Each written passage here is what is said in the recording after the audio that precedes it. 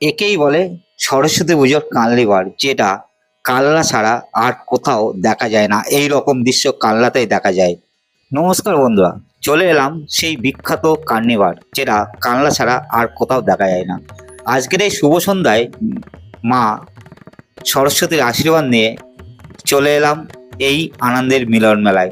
কালনা সরস্বতী পুজোর কার্নিভাল 2026-এ এত সুন্দর কার্নিভাল কিন্তু একমাত্র কালনা ছাড়া আর কোথাও দেখা যাবে না। আমরা কিন্তু অনেক জায়গায় কার্নিভাল দেখেছি, কিন্তু এই রকম কার্নিভাল আজ প্রথম দেখছি।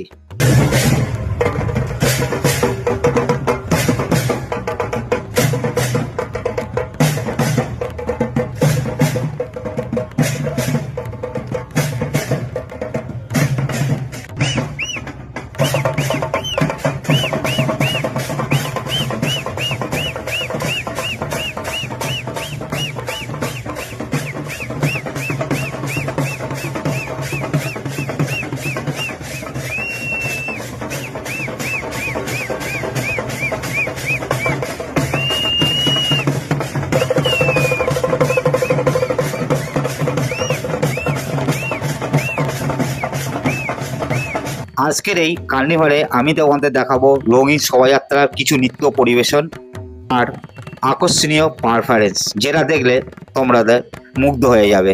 কালনার প্রত্যেকটা ক্লাব কিন্তু এখানে বিশিষ্ট আর বাইরের থেকে ঢোল তাসা আর আকর্ষণীয় পারফরমেন্স তৈরি করেছে এই কালনাবাসীদের জন্য। এরা প্রত্যেক বছর হয়ে থাকে, কিন্তু আমরা আসি না, আবার অনেকেই জানেন না কালনার কার্নিভাল কেমন হয়। তো আজকের ভিডিওটা তোমরাই দেখে নাও, এখানকার কালনাতে কার্নিভাল কাকে বলে, আর এই রকম কার্নিভাল তোমরা আদৌ কি কোথাও দেখেছো? যদি দেখে থাকো অবশ্যই কমেন্ট করে জানিও। কি সুন্দরভাবে পঞ্চপ্রদীপ হাতে নিয়ে নৃত্য পরিবেশন, সত্যি একটা মুগ্ধকর জিনিস আমরা কিন্তু এখানে দেখতে পেলাম। খুবই সুন্দর লাগছে।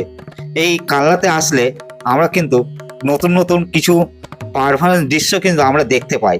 খুব সুন্দর লাগলো এই দৃশ্যটা আমার। এবার কালনা রাজপথে আঘোড়িদের ড্যান্স, সত্যি ভাবা যায় না। আমরা কিন্তু নানান জায়গায় আঘোড়িদের ড্যান্স দেখে থাকি, কিন্তু এখানকার আঘোড়িদের ড্যান্স বা নৃত্য পরিবেশন একটু আলাদা ধরনের হয়। সেটা তোমরা ভিডিওর মাধ্যমেই দেখলে বুঝতে পারবে। চন্দননগর, নবদ্বীপ, কৃষ্ণনগর বিভিন্ন জায়গায় আমরা আঘোড়ি নৃত্য পরিবেশন দেখেছি, কিন্তু এখানকার নৃত্য পরিবেশন একটু আলাদা ধরনের।